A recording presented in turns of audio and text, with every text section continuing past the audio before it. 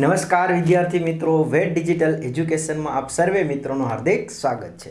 વિદ્યાર્થી મિત્રો, આપણે જે પાઠ 2 ની ચર્ચા કરી રહ્યા છીએ સમાજશાસ્ત્રમાં, તો એની આપણે હવે આગળ ચર્ચા કરવાની છે કે લાસ્ટ વિડીયોમાં આપણે ચર્ચા કરી હતી ધાર્મિક સમુદાયો વિશે. રેડી? હવે આપણે ચર્ચા કરવાની છે ગ્રામીણ સમુદાય વિશે. કોની વિશે ચર્ચા કરશું? ગ્રામીણ સમુદાય. તો ચાલો વિદ્યાર્થી મિત્રો આપણે શરૂઆત કરી દઈએ. તો ગ્રામીણ સમુદાય એટલે હવે આ તો આના વિશે તો તમને વધારે ખ્યાલ આવે જ છે, કેમ કે ઘણા વિદ્યાર્થીઓ ગામડાઓમાંથી બિલોંગ કરતા હોય છે. તો ગામડું એ પ્રકૃતિનું નિકટ વસવાટ કરવા માટેની મોટે ભાગે ખેતી અને ખેતી સાથે સંબંધિત વ્યવસાય કરતા અને વિશિષ્ટ જીવનશૈલી ધરાવતા લોકોના બનેલા નાનો પ્રાથમિક સમુદાય. એટલે ગામડું એટલે શું ભાઈ? તો કે પ્રકૃતિ સાથે નિકટ નજીકનો સંબંધ ધરાવતું હોય. ગામડું એટલે પ્રકૃતિ, જે પણ કંઈ કુદરતી પ્રકૃતિ છે એની સાથે નજીકનો સંબંધ ધરાવતો હોય અને ખેતી અને ખેતી સાથે સંબંધિત આ વ્યવસાયો કરતા હોય છે અને આવી એક વિશિષ્ટ જીવનશૈલી ધરાવતો નાનો પ્રાથમિક સમુદાય છે. નાનો છે અને પ્રાથમિક સમુદાય એટલે ગામડું સમુદાય. રેડી? ગ્રામીણ સમુદાય જેમાં મોટે ભાગે એકવિધતા અને એકતા હોય છે. એમાં મોટે ભાગે એકવિધતા જોવા મળે અને એકતા જોવા મળે છે. કૃષિ અને જ્ઞાતિ આધારિત સ્તરીકૃત સામાજિક અસમાનતા હોય છે. એક તો જમીનના આધારે અને જ્ઞાતિના આધારે છે એ શું હોય છે? થોડીક સ્તર રચના અલગ અલગ હોય છે. સામાજિક અસમાનતા જોવા મળે છે. કોઈકને જમીન વધારે, કોઈકને ઓછી હોય છે, હે ને? તો આના આધારે હોય છે જ્ઞાતિ આધારિત.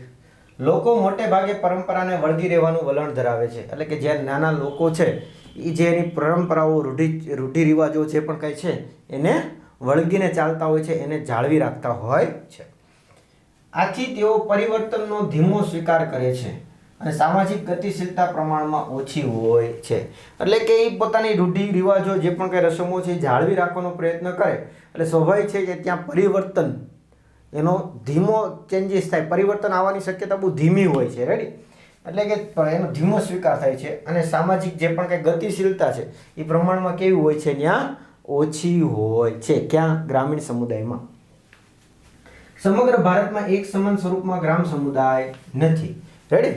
એટલે પરંતુ કદ, વસવાટની ઢબ તેમજ સામાજિક રચનામાં વૈવિધ્યતા જોવા મળે છે. એટલે કે જે આખું ભારત છે એમાં એક સમાન જ ગ્રામીણ સમુદાય હોય એવું છે નહીં. એમાં કોઈકની જગ્યાએ કદની આધારે એમાં ફેરફાર છે, ક્યાંક વસવાટની એની ઢબ છે, રહેણીકહેણી છે એમાં ફેરફાર છે. આ સિવાય અમુક જગ્યાએ સામાજિક રચનાઓ છે એમાં બધી વૈવિધ્યતા જોવા મળે છે. ક્યાં? તો કે ગ્રામીણ સમુદાયમાં, ભારતમાં. ગ્રામ સમુદાયમાં જ્ઞાતિ, ધર્મ, કોમ, ભાષાકીય બંધારણ, સંસ્કૃતિમાં તફાવતો હોય છે, છતાં ગ્રામીણ સમુદાયના પ્રદેશ અને દેશના સંદર્ભમાં કેટલાક તત્વો સમાન હોય છે. તો કે ગ્રામ સમુદાયની વાત કરીએ તો એમાં જ્ઞાતિ આધારિત ચેન્જીસ હોય, ધર્મના આધારે, ભાષાના આધારે, અલગ અલગ કોમ એના આધારે વિવિધતા હોય, સાંસ્કૃતિક તફાવત હોય. આ બધું હોવા છતાં પણ એમ કહી શકાય કે ભાઈ ગ્રામ સમુદાયના પ્રદેશ અને દેશના જે પણ કાંઈ સંદર્ભ છે, રેડી, એ બંને કેવા છે? સેમ છે, સરખાપણા જોવા મળે છે અથવા અમુક તત્વો સમાન જોવા મળે. ચાલો નેક્સ્ટ જોઈએ ગ્રામ સમુદાયની વ્યાખ્યા. રેડી? અલગ અલગ જે સમાજશાસ્ત્રીઓ ગ્રામ સમુદાયની વ્યાખ્યા આપેલી છે એના વિશે ચર્ચા કરીએ. તો કે જુદા જુદા સમાજશાસ્ત્રીઓએ ગ્રામ સમુદાયની વ્યાખ્યા નીચે મુજબ દર્શાવી છે. એટલે કે જે અલગ અલગ જે સમાજશાસ્ત્રીઓ છે એમણે ગ્રામ સમુદાયની વ્યાખ્યા અલગ અલગ બતાવેલી છે. એમાંના પ્રથમ છે M.N. શ્રીનિવાસન. હે ને? પ્રથમ કોણ છે? તો કે M.N. શ્રીનિવાસ. રેડી? તો ગામડું એક પરસ્પરાવલંબી એકમ છે. એટલે ગામડું છે એ શું છે? તો કે એક પરસ્પર પરાવલંબી છે એ એકમ છે અને મહદઅંશે આત્મનિર્ભર છે. કેવું છે? મહદઅંશે એટલે મોટે ભાગે કેવું છે? આત્મનિર્ભર છે. કયું? તો ગામડું. આવું કોનું કેવું છે? M.N. શ્રીનિવાસનું કહેવાનું છે. ગામને પોતાની ગ્રામ સમિતિ છે. ગામડાની અંદર દરેક જ્ઞાતિને પોતાનું આગવું જીવન જીવે છે અને ગામડું એ જ્ઞાતિ જેવા ભિન્ન ભિન્ન આડા સ્તરોના બનેલા ઊભા એકમો છે. એટલે કે ગામડામાં પહેલાં તો કંઈક ગ્રામ સમિતિ હોય છે. ગામની અંદર અલગ અલગ જ્ઞાતિના પોતાની અલગ અલગ જીવન વ્યવસ્થા હોય. રેડી? હા. અને ગામડામાં એક જ્ઞાતિ જેવા જે પણ કંઈ અલગ અલગ જ્ઞાતિ હોય એના આડા સ્તરોની બનેલા હોય છે ઊભા એકમો. એટલે કે અલગ અલગ સ્તરો વિસ્તરેલા હોય છે ગામડાઓમાં. રેડી? જ્ઞાતિ આધારિત. ચાલો S.C. દુબે છે એ શું કહે છે? ભાઈ સમાજશાસ્ત્રી ગામડા આધારિત. હે ને? તો ગામડું એક પ્રાદેશિક જૂથ છે એવું કોણ કહે છે? S.C. દુબે. તે સામાજિક, આર્થિક, ધાર્મિક, વિધિ વિધાન અને સામાજિક વ્યવસ્થાનો એકમ છે. એટલે કે ગામડું છે એ સામાજિક હોય કે આર્થિક દ્રષ્ટિ હોય કે ધાર્મિક બાબતો હોય તો આના જે પણ કંઈ વિધિ વિધાનો હોય એમાં સામાજિક વ્યવસ્થાનો શું છે એકમ ગણવામાં આવે છે. તે સંગઠિત રાજકીય સમાજનો એક ભાગ છે. વ્યક્તિ, ગ્રામ સમુદાય ઉપરાંત જ્ઞાતિ, ધર્મ, પ્રાદેશિક જૂથની સભ્ય હોય છે. એટલે કે એક તો સંગઠિત રાજકીય જે પણ સમાજ છે એનો ગામ છે એ ભાગ છે. આ સિવાય વ્યક્તિ છે એ ગામનો સમુદાય ઉપરાંત એ જ્ઞાતિ હોય, ધર્મ હોય, પ્રાદેશિક હોય કે જૂથનો પણ પોતે સભ્ય હોય છે. ગામડામાં એકથી વધુ જ્ઞાતિઓ હોય છે જે ગામના સામાજિક, ધાર્મિક અને વહીવટી સંગઠનની સુગ્રંથિત થયેલી હોય છે. તો સ્વાભાવિક છે ગામડાઓમાં એક જ્ઞાતિના લોકો વસવાટ ના કરતા હોય, ઘણી બધી જ્ઞાતિના વસવાટ કરતા હોય લોકો, પણ સામાજિક ક્ષેત્ર હોય કે ધાર્મિક બાબત હોય કે વહીવટી ક્ષેત્રમાં એ બધા કેવા હોય સંગઠિત હોય છે. રેડી, સંગઠિત એકબીજા સાથે જોડાયેલા હોય છે. જ્યારે આવી બાબત હોય આમ ભલે એ અલગ અલગ જ્ઞાતિના હોય ને અલગ અલગ પેલું કરતા હોય, રેડી, પણ જ્યારે આવી કોઈ બાબત હોય તો ત્યારે સામાજિક બાબત હોય, ધાર્મિક બાબત હોય, કોઈ વહીવટી બાબત હોય ત્યારે એકબીજા સાથે કેવા હોય સંગઠિત હોય છે, ગ્રંથિત થયેલા હોય છે. ચાલો, એવું કોનું કેવું છે એસસી દુબેનું. ત્રીજા આવે છે સમાજશાસ્ત્રી ડી.એન. મજમુદાર. કોણ આવે છે? ડી.એન. મજમુદાર. તો ગ્રામ સમુદાયને એક જીવનશૈલી તરીકે પરિભાષિત કરે છે. એટલે કે જે ગ્રામ સમુદાય છે એને એક જીવનશૈલી તરીકે કોણ પરિભાષિત કરે છે? તો કે ડી.એન. મજમુદાર કરે છે. તો આ ત્રણ જે હતા કે જે સમાજશાસ્ત્રીઓ કે જેણે ગ્રામ સમુદાય વિશે માહિતી આપેલી હતી. હવે આપણે ચર્ચા કરવાની છે ગ્રામ સમુદાયના લક્ષણો. હે, ચાલો ધાર્મિક સમુદાયની જોઈ ગયા ને, હવે આપણે ગ્રામ સમુદાયના લક્ષણો જોવાના છે. 5 ગુણમાં પૂછાઈ શકે એવા છે, એટલે ધ્યાન રાખજો. તો જો ગ્રામ સમુદાયનો અર્થ અને વ્યાખ્યાના આધારે તેના લક્ષણો નીચે મુજબ છે. તો ચાલો જોઈએ. પ્રકૃતિમય જીવન. હવે અહીં નામ જ કાફી છે. અહીંયા જો ફાયદો શું થશે કે નામ આવશે ને એટલે તમને અમુક માહિતીથી એમનું ખબર પડી જશે. કેમ? તો કે ક્યાંક ને ક્યાંક ઘણા વિદ્યાર્થીઓ ગામડા સાથે જોડાયેલા છે, હે ને. ચાલો કોમેન્ટ આપો, તમે કયા ગામમાં અને કયો જિલ્લો, હે ને. ગામ છે એ પાછું એવું હોય કે બધા ગામના નામ તો મને ન આવડતા હોય ને, તો ગામ અને એનો જિલ્લો કયા, એ ટૂંકમાં જે તે ગામ છે, રેડી. જેમ કે ઉટવડ છે તો ઉટવડ છે કયા જિલ્લામાં આવે છે, એ તમારું ગામ ઉટવડ હોય અને એનો જિલ્લો કયો છે એ લખીને કોમેન્ટ કરો. ચાલો આપણે જોઈએ કેટલા વિદ્યાર્થીઓ ગામડાઓમાંથી બિલોંગ કરે છે, કેટલા વિદ્યાર્થીઓ શહેરોમાંથી બિલોંગ કરે છે. ચાલો કોમેન્ટ ફટાફટ વિડીયો પોઝ કરીને આપી દો. આપી દીધી ને? ચાલો રેડી. જેટલી તમે કોમેન્ટ મિત્રો વધારે આપશો ને એટલી વધારે આપણે ઉર્જા આવે, વધારે ભણાવવાની મજા આવે, રેડી. કે જેથી કરીને વિદ્યાર્થીઓ, હા ઘણા એમ કે કેમ છે કોમેન્ટ તમે જોતા હો છો, તો કે હા આપણી બધે વિદ્યાર્થીઓની કોમેન્ટ જોતા જ હોય છે, રેડી.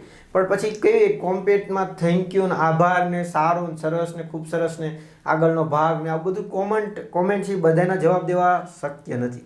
કેમ કે મિત્રો આપણે સબસ્ક્રાઈબર કેટલા છે? તો કે 6.25 લાખ છે, રેડી. પણ એપ્લિકેશનમાં ડાઉનલોડર એટલા છે 5 લાખ પ્લસ તો તમને બતાવે છે, રેડી ને.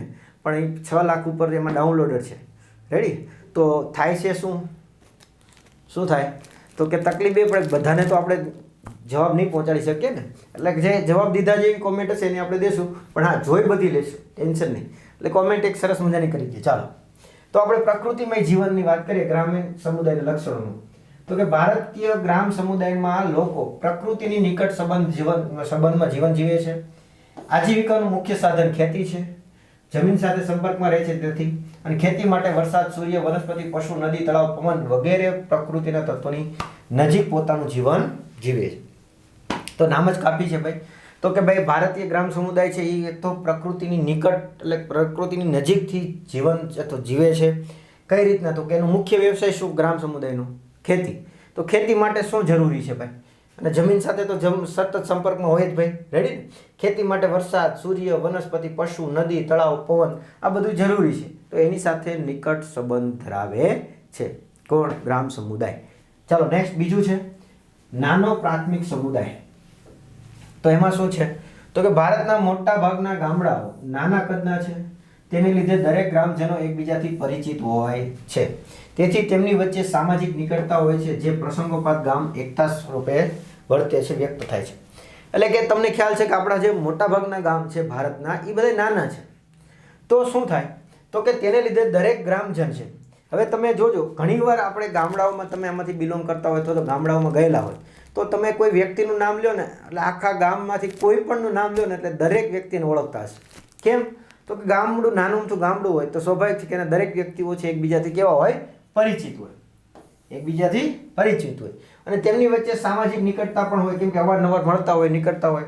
અને આથી જ્યારે પ્રસંગોપાત જ્યારે ગામની જરૂર પડે ત્યારે બધા એક થઈ જતા હોય છે. આ નાનો પ્રાથમિક સમુદાય ગામ સમુદાયનું લક્ષણ છે. રેડી? ત્રીજું છે બહુમુખી સમાજ. તો ગ્રામ સમુદાયમાં અનેક જૂથો બનેલા હોય, બહુમુખી સમાજ છે. તેમાં જુદા જુદા જ્ઞાતિ સમાજ હોય છે, જ્ઞાતિ, ધર્મ, કોમ વગેરેનું વૈવિધ્ય હોય છે અને ભિન્ન ભિન્ન જૂથો સામુદાયિક જીવનને સુગ્રંથિત થયેલો હોય છે.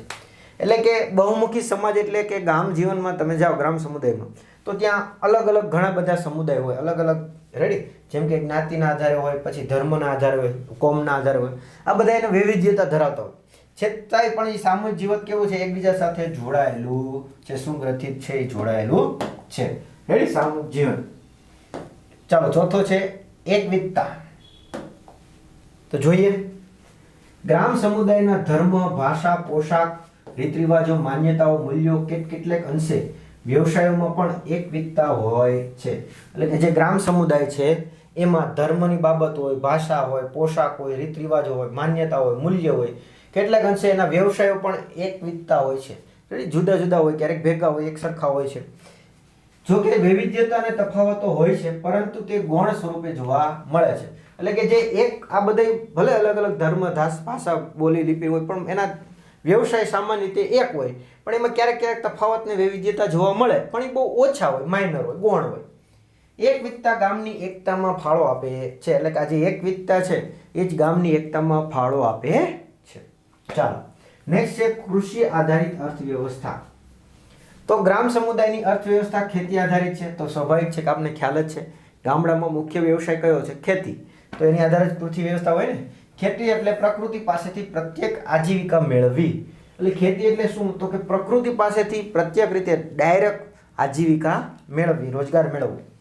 કૃષિ સંબંધિત અન્ય વ્યવસાયો પણ જોવા મળે છે. એટલે ખેતી સાથે જોડાયેલા એમ કે પશુપાલન છે, મરઘા ઉછેર છે ને, તો આ બધા પણ જોવા એમાં મળે છે. કયો પ્રકાર છે? લક્ષણ છે કૃષિ આધારિત અર્થવ્યવસ્થા. નેક્સ્ટ છે જ્ઞાતિ વિભાગો. તો આ તો તમને નામ જ કાફી છે. જો ગામડામાં મેં તમને એટલે જ કીધું, અને જો ગામ આવડશે શહેરી ઓટોમેટિક આવશે. કેમ? તો કે આની વિરોધી હશે બધું, હે ને? એટલે થોડું ક્લિયર રાખજો. તો કે ગ્રામ સમુદાયમાં જુદા જુદી જ્ઞાતિઓ વચ્ચે દરજ્જાનો તફાવતો હોય છે. રેડી? એટલે કે ગ્રામ સમુદાય હોય એમાં જુદી જુદી જ્ઞાતિ હોય, એમાં દરજ્જો એનો અલગ અલગ હોય છે. જ્ઞાતિના પાયા ઉપર ભેદભાવો હોય છે પરંતુ જ્ઞાતિઓનો વ્યવસાયિક સેવાઓ દ્વારા પરસ્પર અવલંબી હોય છે. એટલે જ્ઞાતિના જે પાયા ઉપર હોય જે એ ભેદભાવ જોવા મળે છે પરંતુ જે જ્ઞાતિના વ્યવસાયિક હોય, સેવાઓ હોય, એમાં કોઈ પરસ્પર અવલંબિત હોય છે, એકબીજા ઉપર આધારિત હોય છે. ચાલો, ગ્રામ સમુદાયો છે એ કૃષિ આધારિત વર્ગ રચના જોવા મળે છે. ગ્રામ સમુદાયમાં શું જોવા મળે? ખેતી આધારિત વર્ગ રચના જોવા મળે, જેમાં સમૃદ્ધ, મધ્યમ અને નાના ખેડૂતોનો વર્ગો, રેડી, જેમાં ખેત મજૂરોનો સમાવેશ થાય છે. એટલે કે જે આ વર્ગ વ્યવસ્થા હોય ગામ સમુદાયમાં એમાં ખેતી આધારિત જોવા મળે. એમાં ઉચ્ચ વર્ગ એટલે વધારે જમીન હોય, સમૃદ્ધ હોય, રેડી, પછી મધ્યમ વર્ગ હોય અને પછી નાના ખેડૂતો હોય, રેડી, એમાં ખેતી કામ કરતા મજૂરો પણનો સમાવેશ થઈ જાય છે. ચલો, રેડી. અને 7મું છે કુટુંબવાદ. તો ગ્રામીણ સમુદાયમાં મહદઅંશે સંયુક્ત કુટુંબ લાક્ષણિકતા ધરાવે છે. એટલે કે ગ્રામીણ સમુદાયમાં મુખ્યત્વે વધારે પડતું તમને જોવા મળશે કયું? સંયુક્ત કુટુંબ વ્યવસ્થા, હે ને? ગ્રામીણ સમુદાયની પાયાની સંસ્થા તરીકે કુટુંબ ગ્રામ સમુદાયના જીવન ઉપર સર્વાંગી અસર ઉપજાવે છે. એટલે કે ગ્રામીણ જે સમુદાય છે એની જે પાયાની સંસ્થા, જો આ પ્રશ્ન એક ગુણમાં પૂછી શકાય તો ગ્રામીણ સમુદાયમાં પાયાની સંસ્થા તરીકે કોણ કામ કરે છે? કુટુંબ કરે છે. અને આ જ છે ગ્રામ સમુદાયમાં એક સારી અસર ઉપજાવે છે. ગામમાં સામાજિક સંબંધો ઉપર કૌટુંબિક સંબંધોનો વિશેષ પ્રભાવ પડે છે. એટલે ગામના જે સામાજિક સંબંધો હોય એમાં કોનો વધારે પ્રભાવ હોય, કોની વધારે અસર હોય છે? કુટુંબ વ્યવસ્થાની. રેડી? વળી ગ્રામીણ કુટુંબોમાં વ્યક્તિવાદનો પ્રવેશ થતો જાય છે. એટલે ગ્રામીણ કુટુંબમાં પછી કોનો પ્રવેશ થાય? ધીમે ધીમે વ્યક્તિવાદ, એટલે વ્યક્તિઓનો પણ સમાવેશ થતો જાય છે. નેક્સ્ટ છે ગ્રામીણ ધર્મ. તો ગ્રામીણ સમુદાયમાં ધર્મ પ્રકૃતિ પ્રધાન હોય છે. રેડી? તો કે એમાં પ્રકૃતિ ઉપર સ્વાભાવિક છે જોડાયેલો હોય, તો પ્રકૃતિ પ્રધાન જે છે પ્રકૃતિ મુખ્ય છે. જેમાં સૂર્ય, પાણી, જમીન, પશુ જેવા પ્રકૃતિના તત્વો સાથે ગ્રામીણ સમુદાયનો સીધો સંબંધ હશે. કુદરતી આફતોને લીધે તેઓ નસીબવાદી વલણ ધરાવતા હોય છે, હે ને? ખાસ કરીને નસીબમાં હશે તો મળશે. આ શબ્દ તમે ગ્રામીણ સમુદાયોના લોકોમાં વધારે સાંભળ્યો હશે. રેડી? તો એ કુદરતી આફતો હોય જ્યારે વધારે વરસાદ છે, અતિશયોક્તિ હોય, હે ને? ક્યારેક વરસાદ ઓછો પડે જ નહીં, તો એ કુદરતી નસીબવાદ ઉપર વધારે ટૂંકમાં ગ્રામીણ સમુદાય આધાર રાખતું હોય. પ્રકૃતિના વિવિધ તત્વોની પૂજા અર્ચના કરતા, આરાધના કરતા હોય છે, જે અલગ અલગ જે તમે જોતા હોય કે પૂજા અર્ચના કરતા હોય. સાથે સાથે વર્તમાન સમયમાં વિવિધ ધર્મના ઉત્સવો અને તહેવારોની પણ ઉજવણી ગ્રામીણ સમુદાયમાં આધુનિક તત્વો ઉમેરાતું જાય છે. એટલે કે ગ્રામીણ તત્વમાં જોવા જાવ, ગ્રામીણ સમુદાયમાં જાવ તો હાલમાં જે વર્તમાન તહેવારો ઉત્સવોની ઉજવણીમાં પણ હવે સુધારો થઈ રહ્યો છે, અપગ્રેડ થઈ રહ્યું છે એવું કહી શકાય છે. રેડી? અને છેલ્લે 9મું છે કયું?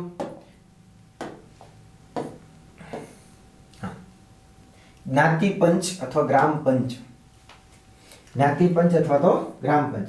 તો ગ્રામીણ સમુદાયમાં જ્ઞાતિ પંચ, ગ્રામ પંચ સામાજિક નિયંત્રણનું કામ કરે છે.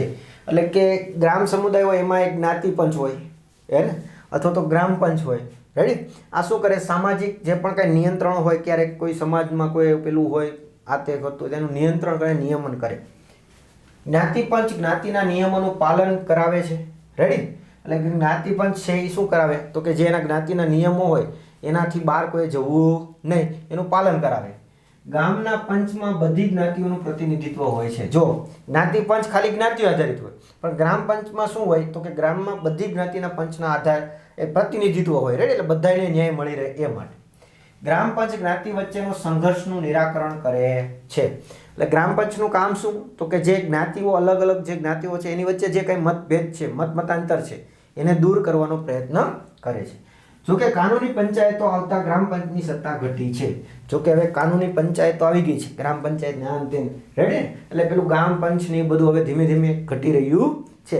પહેલા કેવું હતું? કોઈ પણ મોટી કોઈ મેટર હોય કે નાની અમથી કોઈ પ્રશ્ન હોય તો એ ગામમાંથી જ ગામના લોકો સોલ્વ કરતા, પણ હવે તેને સરકારી બધું તંત્ર આવી ગયું છે એટલે હવે બધું ધીમે ધીમે ગ્રામ પંચ ને બધું હવે ઘટી રહ્યું છે. રેડી? તો આ એમના 9 લક્ષણ હતા. કેટલા? ગ્રામ સમુદાયના 9 લક્ષણ કયા કયા છે? ફરીથી એક વખત રિપીટ કરી દઈએ. પ્રકૃતિમય જીવન, પછી નાનો પ્રાથમિક સમુદાય, બહુમુખી સમાજ, એકવિધતા, કૃષિ આધારિત અર્થવ્યવસ્થા, જ્ઞાતિ વિભાગ, કુટુંબવાદ, ગ્રામીણ ધર્મ અને જ્ઞાતિ પંચ અથવા ગ્રામ પંચ. રેડી? તો આના વિશે ખાસ ધ્યાન રાખજો મિત્રો, પરીક્ષામાં 5 ગુણમાં આખો ટોપિક પૂછી શકાય. ચાલો આગળ વધીએ. આ ઉપરાંત ગ્રામીણ સમુદાયમાં જ્ઞાતિ અને કૃષિ આધારિત સ્તર રચના હોવાથી ગતિશીલતા અને તકો મર્યાદિત રહે છે. એટલે કે આમ જોવા જઈએ તો ગ્રામીણ સમુદાયમાં જ્ઞાતિ અને કૃષિ આધારિત સ્તર રચના છે.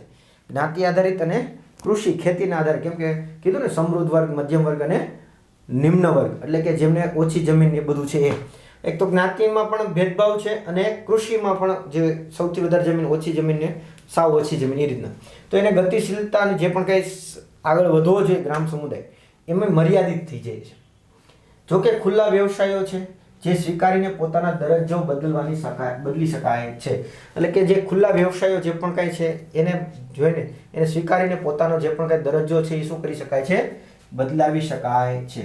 ગ્રામજનો પરંપરાને વળગી રહેવાનું વલણ ધરાવે છે. એટલે કે જે ગ્રામજનો છે એ જે પણ એની પરંપરાઓ છે એને વળગી રહેવાનું શું કરે છે? વલણ ધરાવતા હોય છે. એટલે ટૂંકમાં એની જે પણ કંઈ પરંપરાઓ છે, રીતિ રિવાજો છે એ જાળવી રાખવાનો પ્રયત્ન કરે છે. આથી તેઓ પરિવર્તનને ઝડપથી સ્વીકારતા નથી. એટલા માટે જ પોતે પરિવર્તન જે છે એને ઝડપી સ્વીકારી શકતા નથી. એના રીત રિવાજો, રસમોને ધ્યાને રાખે છે. જોકે નવી અનામત નીતિ, NGOની ભૂમિકા, માહિતી મેળવવાનો અધિકાર, સરકારી યોજનાને કારણે સ્વાતંત્ર્યતા પ્રાપ્તિ પછી જુદા જુદા પરિબળો અસર ગ્રામ સમુદાય પર પડી છે. એટલે કે જોવા જઈએ તો નવી અનામત નીતિ છે, આઝાદી પછીના જે પણ કંઈક ઘટનાઓ બની, જેમ કે NGO છે, રેડી, એની ભૂમિકા હોય, કોઈ માહિતી મેળવવાનો અધિકાર મળ્યો છે, સરકાર યોજનાઓ ધીમે ધીમે મળી રહી છે, રેડી. તો આ બધા પરિબળો છે એ ગ્રામ સમુદાયને શું કરે છે? અસર પહોંચાડે છે. આ સિવાય કૃષિ ક્રાંતિ થઈ, શ્વેત ક્રાંતિ થઈ, સંચાર ક્રાંતિ થઈ. કૃષિ ક્રાંતિ એટલે જે આપણે જે એક આદિમ કાળથી જે ખેતી કરી આવતા હતા એમાં બિયારણોમાં સુધારો થયો, નવા ઉત્પાદનના નવી બિયારણો આવ્યા જેમાં ઉત્પાદનની ગુણવત્તા વધી. પછી શ્વેત ક્રાંતિ દૂધ ઉત્પાદન માટેની પશુઓની ઓલાદોની જાળવણી થઈ, એમાં ઉત્પાદન વધ્યું. રેડી. સંચાર માધ્યમોની વધી, એકબીજા સાથે સંચાર કમ્યુનિકેશન માટે. રેડી. તો આ બધી ક્રાંતિઓને આધારે ગ્રામ સમુદાયો છે હવે વૈશ્વિક અને રાષ્ટ્રીય અર્થવ્યવસ્થામાં ભાગ બનવા લાગ્યું છે. એટલે આ બધી ક્રાંતિઓને લીધે હવે ગ્રામ્ય સમુદાય પણ હવે ધીમે ધીમે આગળ વધી રહ્યું છે રાષ્ટ્રીય લેવલે, વૈશ્વિક લેવલે. રેડી. ગ્રામીણ સમુદાયમાં સંસ્થાકીય પરિવર્તનો આવવા લાગ્યા છે, એટલે કે ધીમે ધીમે એમાં પણ હવે પરિવર્તનો આવવા લાગ્યા છે, જેથી ગ્રામીણ જીવનશૈલી બદલાવા લાગી છે. એટલે કે આને લીધે છે ધીમે ધીમે હવે શું થયું છે તો કે ગ્રામીણ જીવનશૈલી હવે ધીમે ધીમે બદલાઈ રહી છે. છેલ્લા કેટલાક વર્ષોથી ગામડાઓમાંથી શહેરોમાં મોટા પાયે સ્થળાંતરને કારણે ગ્રામીણ વસ્તી ઘટવા લાગી છે. તો છેલ્લા ઘણા વર્ષોથી એવું કહેવાય કે ઘણા લોકો ગામડાઓમાંથી શહેરોમાં ધંધા, રોજગાર, કામ અર્થે છે હવે ક્યાં થઈ રહ્યા છે? શહેરો તરફ સ્થળાંતર થઈ રહ્યા છે. તો આને લીધે શું થયું છે? ગામડાઓની વસ્તી ઘટી રહી છે. ગ્રામીણ સમુદાય એ ભૌગોલિક રીતે ક્યાં આવેલ છે અને વિકસિત નગર સમુદાયની કેટલો નજીક કે દૂર છે તેના ઉપર તેના લક્ષણો આધાર રહેલો છે. રેડી. એટલે કે ગ્રામીણ સમુદાય છે એ ભૌગોલિક રીતે ક્યાં આવેલો છે, એનો વિકસિત નગર સમુદાય કરતાં કેટલો દૂર છે કે નજીક છે, એ બધોય આધાર એના લક્ષણો ઉપર હોય છે. એની ઉપર હોય છે? લક્ષણો ઉપર. જો તે નગર સમુદાયની નજીક હોય અને વાહન વ્યવહારથી જોડાયેલો હોય તો તેના લક્ષણો ઘણું બધું પરિવર્તન જોવા મળતું હોય. કેમ? તો કે જો કોઈ માની લો કે શહેરની નજીક છે, આ શહેર છે એની નજીક કોઈ માની લો ગામડું વસ્તુ હોય, હવે ત્યાં આવવા જવાની સાધન સામગ્રીઓ વ્યવસ્થા મળી રહેતી હોય. રેડી. તો આવું બધું જો એમાં વાહન વ્યવહાર સરળતાથી થતા હોય તો ક્યાંક ને ક્યાંક આ ગામડાઓમાં પણ ગ્રામ સમુદાયમાં પણ પરિવર્તન આવશે ને આવશે. ખ્યાલ આવી ગયો? કેમ? શહેર સમુદાયથી કેવું છે? નજીક છે એટલા માટે. રેડી. સરળતાથી ત્યાંથી ટ્રાન્સપોર્ટેશન થશે, સરળતાથી આવન જાવન થશે. ચાલો. જ્યારે વિકસિત સમાજથી દૂર હોય તો ગ્રામીણ સમુદાયને દૂર પર જણાવ્યા પ્રમાણે લક્ષણો વધુ સ્પષ્ટ રીતે જોવા મળે છે. એટલે કે જો કોઈ ગામ છે એ શહેરથી નગર એનાથી દૂર બહુ હોય, સમજો અહીંયા ઠીક છે, તો એમાં છે ક્યાંક ને ક્યાંક આ જે ઉપરના લક્ષણો જોવા મળે બતાવે એ જ બધા જોવા મળશે. હા, નો ડાઉટ જો ગામ છે એ શહેરથી નજીક હશે, શહેરથી નજીક હશે તો એ સરળતાથી છે શું થશે તો કે અસર જોવા મળશે, શહેરી અસર. રેડી. તો આ બધા ઉપરના જે લક્ષણો છે બતાવ્યા એ જોવા ઓછા મળશે. પણ જો ગામ છે એનાથી દૂર હશે વધારે પડતું તો એમાં આ બધા જોવા મળશે. અને એમાં આ જે નવા જે પણ કંઈ સુધારાઓ હોય, અપડેટ હોય એ એમાં જે ઓછી જોવા મળશે. એમાં જૂની રૂઢિચુસ્ત જે પણ રૂઢિઓ જે પણ રીતે રિવાજો, રસમો છે એ બધા એમાં જાળવી રાખવાનો પ્રયત્ન ચાલુ હશે. એમાં હજી અપડેટ સમાજ એટલો બધો થયો હશે નહીં. ચાલો. રેડી. તો આ આખી માહિતી આપણે જોઈ ગ્રામીણ સમુદાય, જેને આપણે સીધો 5 ગુણમાં પ્રશ્ન પૂછાય અને 9 એના લક્ષણો છે. વ્યાખ્યા આપીને લક્ષણોની ચર્ચા કરો. કોઈ પણ 5, કોઈ પણ 7 તમને આવા સવાલ પૂછી શકાય. તો ધ્યાનમાં રાખવાનું છે વ્યવસ્થિત. રેડી. ચાલો. નેક્સ્ટ આપણો સવાલ છે, નેક્સ્ટ ટોપિક આપણો છે શહેરી સમુદાય. જેવી રીતના આપણે ગ્રામીણ સમુદાય ચર્ચા કરી એવી જ રીતના આપણે કોની ચર્ચા કરવાના છે? શહેરી સમુદાય, જેની ચર્ચા મિત્રો આપણે આવતા લેક્ચરમાં કરીશું. તો આ વિડીયો લેક્ચરમાં મિત્રો આપણે અહીંયા સુધી રાખીએ. Thank you. જય હિન્દ, જય ભારત. અસ્તુ.